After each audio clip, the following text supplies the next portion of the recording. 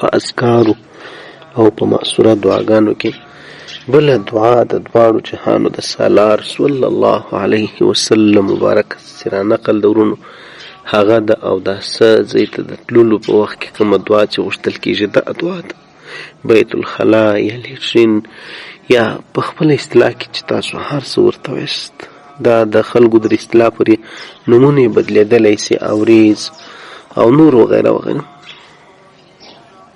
زما ګرانو عزتمندو ورونو او درنو قدرمندو خویندو، اسلام یو داسې بشپړ او ښکلی او کامل دین دی چې انسان ته د ژوند د هرې برخې لپاره غوره لارښوونې او آداب ښوولي دي.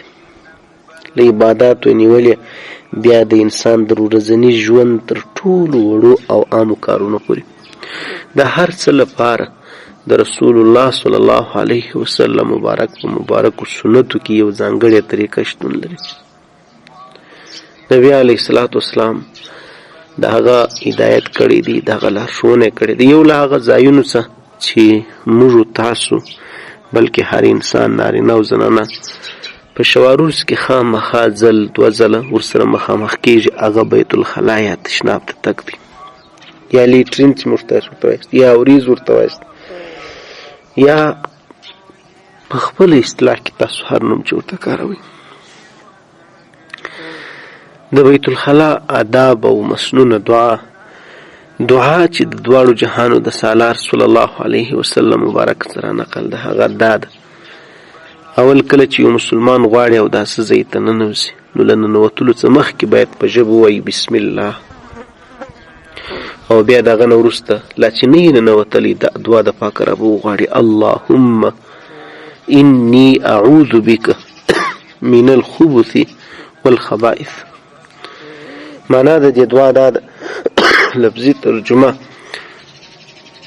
چې ای زما ربه زه په تا باندې پناه غواړم، خدای ته مې حفاظت وکړي، الهي ته مې وساتې له ناپاکه جناتو نارینه او ښځینهو څخه.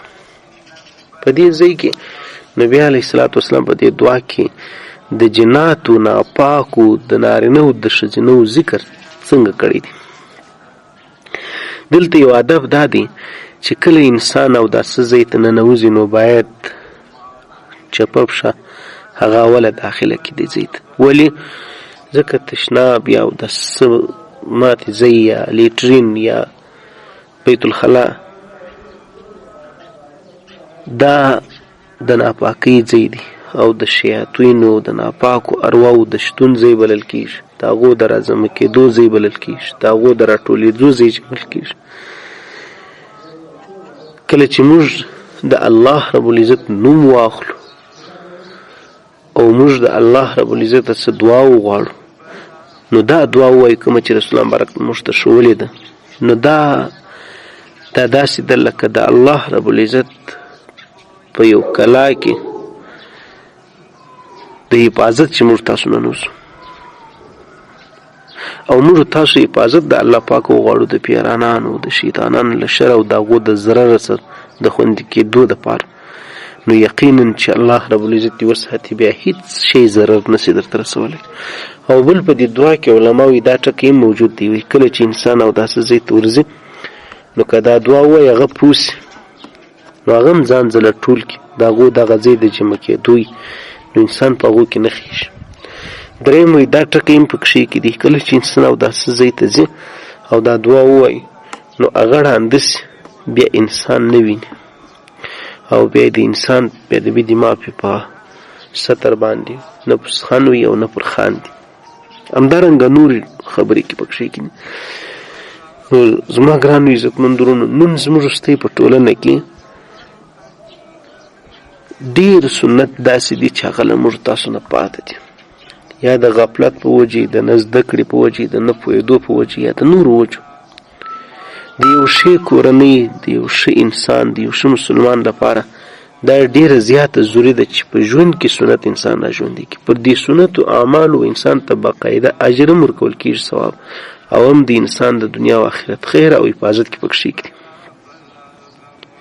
موږ تاسو په خپله څه کوئ، باید موږ تاسو خپلو اولادو، بچانو او ماشومانو ته دا دعا په مینه او په محبت باندې ور زده کړو، تر څو د دوی د ژوند دایمي عادت وګرځېږي.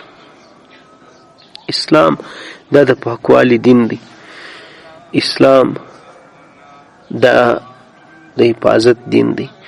اسلام د الله رب العزت سره د تعلق د ټینګېدلو دین دی. د الله رب العزت سره د دعا وغوښتلو دین دی.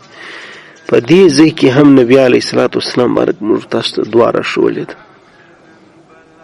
نو په غفلت باندې ژوند تېرېدل او د صفایي خیال نه ساتل او دارنګه د شیطانانو د پیرانانو څخه په الله رب العزت باندې حفاظت نه غوښتل او دغه رنګه د تشنابونو ته چې کله نون وخت کې خلک ننوځي په هغه ټیم کې په ذهنو کې څه وي، په هغه ټیم کې خلک مصروفه په څه وي او دارنګه هغه بیا په دې ځای کې مجلسونه په ټلیفونو کوي. دا ټول زموږ ستاسو غلطې خبرې دي. برعکس دا دی چې موږ د اوداسه ځای له پر سنت طریقه باندې داخل سو او د دعا دغه ذکر دا د خپل ځان د حفاظت لپاره باید وغواړو. بعضې کتابو کې دا هم لیکل سوي دي په دې ځای کې کله کله د شیطانانو په غشي انسان ولګېږي، د دې سره جنګي انسان چې ورسي هغه غشي په انسان کې ولګېږي. والله اعلم بالصواب. نو له دې وجې ګرانو عزتمندونو دا هم فایده ده کله چې انسان اوداسه ځای ته ځي چې پاپشه باید اول ور داخله کړي. د دې وجې که چې د انسان مرګ واقع سي په دې ټیم کې نو د انسان راسته پښې ته اعتبار نو کم سي هغه مرګ او وفات به د شیطانانو په مرکز کې خو به نه راځي. نو دعا یو ځل بیا درته او لفظي ترجمه الله رب العزت یو موږ تاسو ته په دې خبرو د عمل کولو توفیق را نصیب کړي. اللهم انی اعوذ بک من الخبث والخبائث. دلی دې مخکې بسم الله به انسان وایي بسم الله او بیا دا دعا وایي اللهم انی اعوذ بک من الخبث والخبائث. ای زما ربه زه په تا باندې پناه غواړم له ناپاکه جناتو نارینهو ښځینهو څخه. خدای ته مې حفاظت وکړي.